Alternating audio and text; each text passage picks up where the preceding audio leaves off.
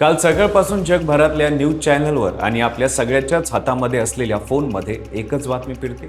एका रात्री तब्बल 60,000 लोक एका देशाची बॉर्डर तोडून आत घुसले आणि आत कमीत कमी 57 जणांचा जीव गेला। हे सगळं युद्ध नाही, हा कुठला दहशतवादी हल्ला नाही, तर हे घडलंय स्पेनच्या सेवाटा नावाच्या एका छोट्याशा शहरात, जिथे मोरोक्कोमधून हजारो लोक समुद्रात उड्या मारून पोहत पोहत युरोपमध्ये घुसण्याचा प्रयत्न करतात। स्पेनचे पंतप्रधान स्वतः या घटनेला आपल्या देशाच्या सार्वभौमत्वावरचा हल्ला म्हणतात, तर युरोपियन युनियनची प्रमुख या घटनेला अनएक्सेप्टेबल म्हणतात। इटलीच्या पंतप्रधान तर थेट शेंगेन करार स्थगित करण्याची धमकी देत आहे। नेमके प्रकरण काय आहे आणि अचानक एवढ्या मोठ्या प्रमाणावर लोक स्पेनमध्ये का घुसतायत, याच्या व्हिडिओमध्ये सविस्तर समजून घेऊया। नमस्कार, मी पंकज आणि तुम्ही पाहताय कसं काय। सगळ्यात आधी समजून घ्या सेवाटा नेमकं आहे कुठं।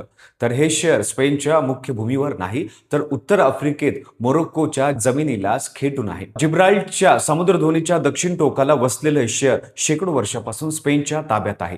सेवाटा आणि त्याच्या शेजारचं मेलिया हे दोनच असे भाग आहेत जिथून युरोपियन युनियनची जमिनीची सीमा थेट आफ्रिका खंडाला भिडले। या वैशिष्ट्यामुळे मोरोक्कोतून युरोपमध्ये पोहोचायचं सगळ्यात सोपं गेट म्हणजे सेवाटा। इथं आधी अशा घटना घडल्या आहेत। 2021 मध्ये एकाच वेळी 10,000हून अधिक लोक घुसले होते, तेव्हा मोरोक्कोने जाणीवपूर्वक सीमेवरचं नियंत्रण सहल सोडल्याचा आरोप झाला होता। आता मुख्य घटनेकडे वळूया। या आठवड्यात गुरुवार आणि शुक्रवार या 2 दिवसात परिस्थिती इतकी हाताबाहेर गेली की सेवाटाच्या स्थानिक सरकारचे प्रमुख हुआन हेसुस विवास यांनी थेट 60,000 लोक बॉर्डर ओलांडून आत आल्याचा आकडा दिला। स्पेनचे गृह मंत्रालय शुक्रवारी सांगितलं की आपल्या सुमारे 25,000 लोकांना परत मोरोक्कोमध्ये पाठवण्यात आलं। लोक प्रामुख्याने फिनदेग आणि बेल्युनेज या मोरोक्कोन शहरांमधून समुद्रात उतरत होते। तिथून सेवाटापर्यंत पोहोच जाण्याचं अंतर साधारण 5 किलोमीटर इतकं आहे। व्हिडिओमध्ये दिसणारे बहुतांश लोक तरुण पुरुष होते, पण त्यात लहान मुलं आणि महिला देखील होत्या। स्थानिक प्रशासनाने सांगितलं की अल्पवयीन मुलांसाठी असलेली निवारा केंद्र त्यांच्या क्षमतेच्या तब्बल 24% इतकी भरून गेली होती। म्हणजे जेवढी जागा होती त्याच्या 24 पट लोक तिथं कोंबले गेले। रस्त्यांवर शेकडो लोक झोपलेले दिसत होते, दुकानं बंद पडली आणि स्थानिक नागरिकांमध्ये प्रचंड भीतीचं वातावरण तयार झालं।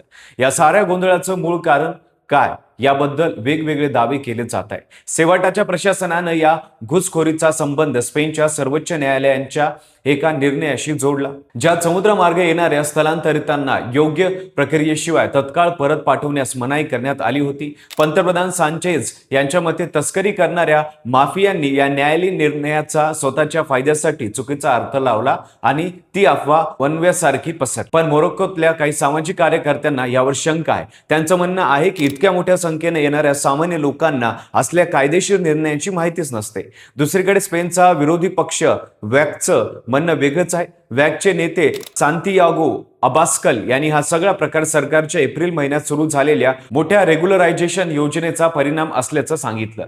ज्या योजनेला सरकारच्या अपेक्षामुळे दुप्पट म्हणजे जवळपास 12 लाख अर्ज आले होते। या योजनेखाली स्पेनमध्ये आधीच वास्तव करणाऱ्या हजारो अनधिकृत स्थलांतरींना कायमचं राहण्याचा आणि काम करण्याचा परवाना दिला जातोय आणि टीकाकारांच्या मते यामुळेच युरोपमध्ये घुसण्याची इच्छा असलेल्या लोकांना आणखीन मोठं प्रोत्साहन मिळालं। गुरुवारी रात्री आणि शुक्रवारी सकाळी तराखल बीच जवळ प्रचंड गर्दी जमली। लोक ब्रेकवॉटर ओलांडण्यासाठी एकमेकांवर तुटून पडले। यातच काही जणांचा चेंगराचेंगरीत मृत्यू झाला, तर बाकीचे समुद्रात बुडाले। मोरोक्कोच्या बाजूने पोलिसांनी पाण्याच्या फवाऱ्यांच्या गाड्या वापरून लोकांना मागे ढकलण्याचा प्रयत्न केला। या झटापटीत जळालेल्या बसेस आणि गाड्यांचे सापळे रस्त्यावर दिसले होते। मृत्यूंचा आकडा सुरुवातीला 18 होता, मग 34 झाला आणि शुक्रवारी संध्याकाळपर्यंत तो तब्बल 57 पर्यंत पोहोचला। स्पेन सरकारने या घटनेला थेट आपल्या भूमीवरचं आक्रमण म्हटलं आहे आणि लष्कराला बॉर्डरवर तैनात करण्याचा निर्णय दिला। आता या घटनेचे पडसाद संपूर्ण युरोपभर उमटताय।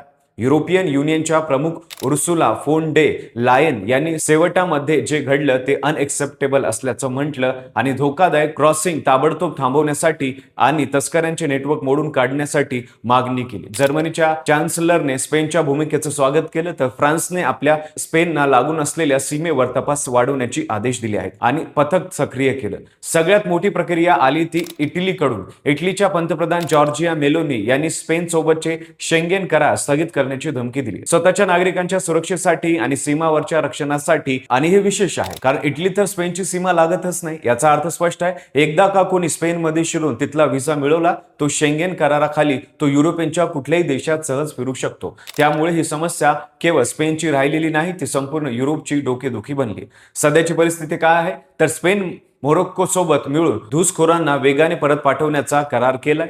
लष्कर सीमेवर तैनात झाले आहेत आणि पंतप्रधान सांचेज स्वतः सेवाटा भेट देऊन आलेत. पण दुसरीकडे स्पेन मधल्याच विरोधी पक्षांनी सरकारवर जोरदार हल्ला चढवलाय.